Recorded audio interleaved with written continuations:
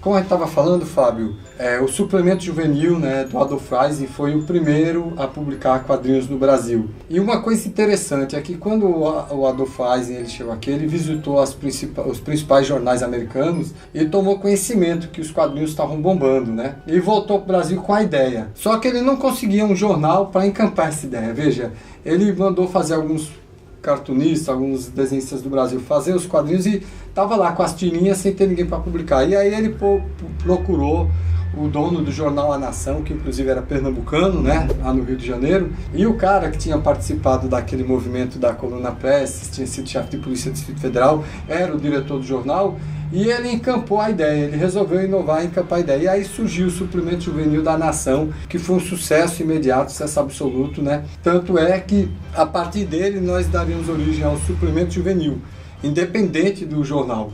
E a priori, né, a princípio, melhor dizendo, o suplemento juvenil ele era mensal.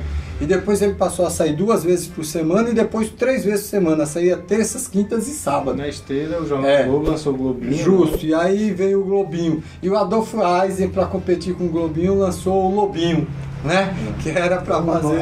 até uma confusão. E aqui a gente tem, vou mostrar aqui pra galera, né? Nesse livro aqui do Rostando Paraíso, a magia dos quadrinhos. A gente tem aqui algumas capas aqui, ó. A Nação, suplemento juvenil, né? Veja que ainda era uma coisa bem primitiva. Mostra a capa aí para o pessoal. A magia dos quadrinhos, Rostando Paraíso. É escritor pernambucano, viu, gente? Pra quem não sabe, é um escritor pernambucano, autor pernambucano.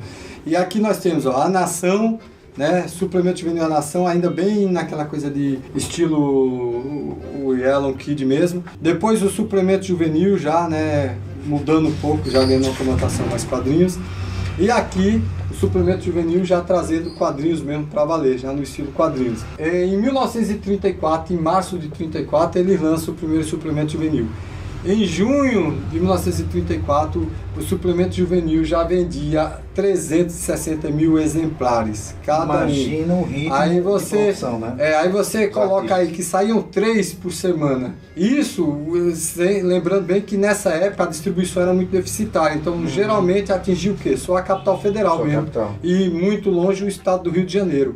E uma coisa engraçada é que o pessoal vendia os gibis nas carrocinhas até. Saía de porta em porta vendendo em carrocinhas. E você vê, vendia 360 mil exemplares cada número. Então, numa semana ele vendia mais de 1 milhão de exemplares, somando os 3 que eram lançados, né? Então você vê que era uma coisa fabulosa, né? Então o sucesso foi muito grande realmente do suplemento juvenil.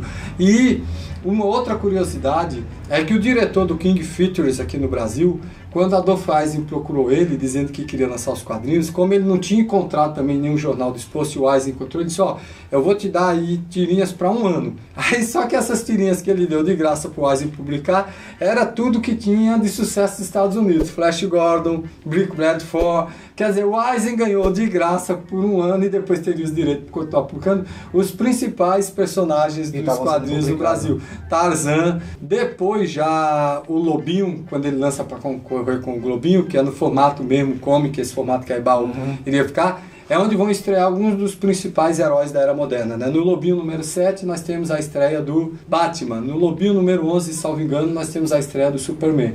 E a partir daí começa a invasão dos super-heróis nas terras tupiniquins, né? Mas você vê, tudo aí graças ao Adolf Eising, que resolveu usar, resolveu inovar e resolveu acreditar na ideia. Fábio, mostra aí para o pessoal alguns materiais de colecionar. Alguns materiais. Aqui tem o Yellow Kid, né? Eu poderia começar com o Yellow Kid, que é para que a galera perceba quem era o Yellow Kid. Veja que era a tirinha, né?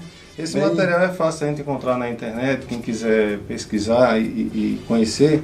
Aqui é uma tira do Yellow Kid, né? Olha aí, onde mostra aí, não sei se vai dar para ver, mas... É o Yellow Kid é esse garotinho aqui, né? Ó, esse chinesinho aqui. Isso, né? Em cada quadrinho onde ele aparece... Característico sempre sorrindo, né? Isso, e sempre muda a frase no roupão dele, né? Aqui tem a outra criação do Richard Felton Outcault, né? Que aqui no Brasil foi conhecido como Chiquinho e Jagunço, né? Que era as aventuras do menino de classe média alta com seu cachorro, e o Charlie Brown, né, muito conhecido. Tem até o filme no cinema isso, agora, né? É muito bom, levei minha filha para assistir, né, desculpa da gente levar, é excelente, vale muito a pena. Desculpa, vim trazer minha filha, né? Lembrando que assim, o fantástico do Charlie Brown, né, dos Peanuts, como são chamados lá, é a questão sempre, a temática meio freudiana, né? Psicológica. Né? Ele trata ali muito do aspecto psicológico das crianças, da questão social, como elas o fato de crescer, né? Aquelas angústias do personagem lá, o Charlie Brown, que tudo dá errado com ele, né? É a personificação da Lady Murphy, né?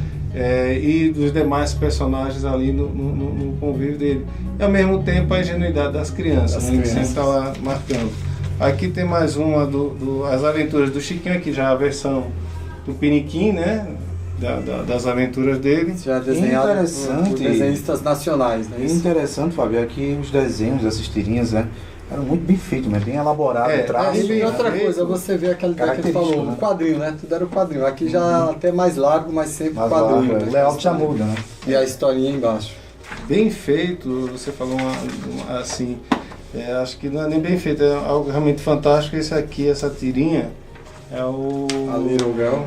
Não, é o Little Nemo e o Sunderland, né? Para o pessoal. Esse agora me foge o nome do criador, mas os desenhos deles são tão fantásticos que até hoje ainda estão expostos em museus nos Estados Unidos, em vários museus. Como referência. O original, né? O trabalho dele é considerado arte mesmo, né? Assim, uma pintura. E foi onde começou muito, que é muito recorrente, né? De lembrar, tem as aventuras no mundo da fantasia, no mundo do sonho, né? Muito legal. Esse aqui é um dos precursores também dos quadrinhos, né? O sobrinho, aqui conhecido como o Sobrinho do Capitão, né? Muito tempo foi publicado no Brasil, não foi? Capitão. É uma das tiras de maior longevidade. Ela e Pafúncio, né? Aqui um que eu sou fã, de carteirinha, H horrível. Pra quem gosta, a Pixel lançou, né, o encadernado dele, tá lançando o volume 2, que vale a pena, né? Fantástico. Assim, aqui eu tenho que mostrar que o Will Eisner o mestre. Tem que ter o mestre, né? O mestre. Ele não publicou muita coisa em tira, mas chegou a trabalhar. Não. Eu acho que é uma página de Nova York. Fantástico. Do elevador em New York. Aqui um exemplar também, o número 11 da revista do Fradim, né? Onde ele faz uma paródia com o Estranho do Ninho. Aí tem também um cartoon da Graúna, né? Que é a mais politizada também do Enfio. Né? Aqui a gente tem uma do Angeli, Glauco e Mafalda, né? Fantástico. Fantástico demais. Aliás, todos eles são bons. O Angeli, Miguel Náusea e Ziraldo. Aí pra galera ir curtindo esse material aí, que é raridade hoje em dia, né? Outra do Angeli e do Maurício de Souza, que tem que ter, né? O maior representante. Veja aqui, ó, Maurício de Souza, essa é dos primórdios mesmo. Veja como a Mônica, tá aí bem pertinho. Veja a diferença da Mônica e do Cebolinha. Veja como o desenho evoluiu. Ela realmente era baixinha, gordinha. Realmente era da época que o Maurício de Souza que escrevia e desenhava, né? Isso aqui era na época que ele trocava por sanduíche lá no jornal. Ele disse que levava as tirinhas e trocava por um sanduba, né? Aí hoje dá pra ele comprar a McDonald's com o império que ele montou. Veja, começou trocando por um sanduba. Não compra mais o sanduba. Hoje ele pode comprar a McDonald's. Veja como a coisa mudou, né?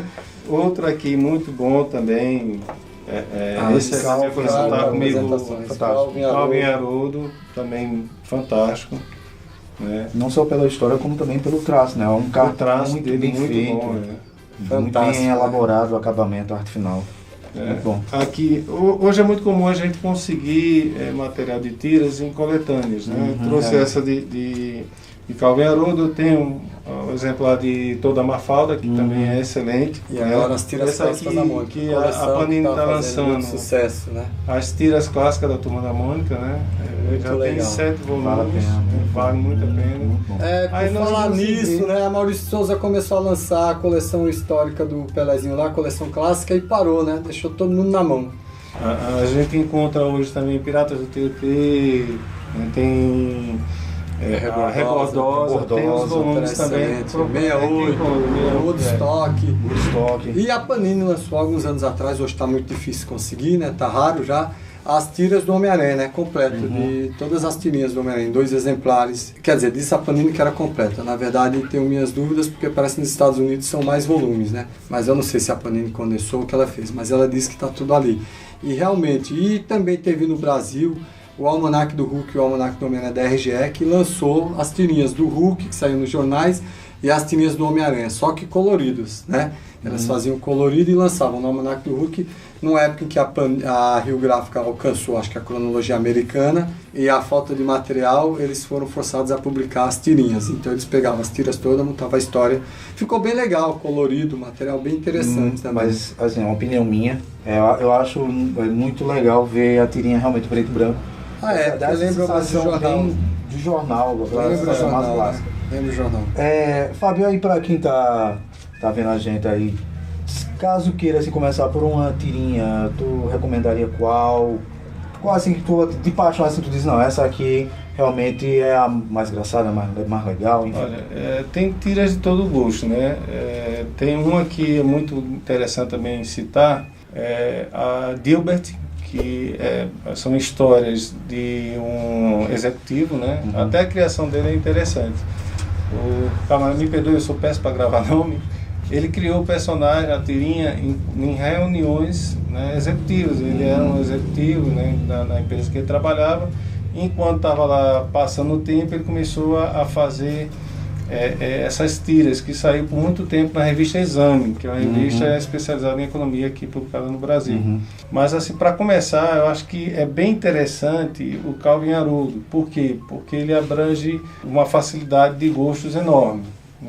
Eu acho que é realmente uma tira bem popular. A partir daí eu sou fãzaço de Enfio, acho que quem tiver a oportunidade de ir atrás do material dele é nota 10, os quadrinistas nacionais são muito bons.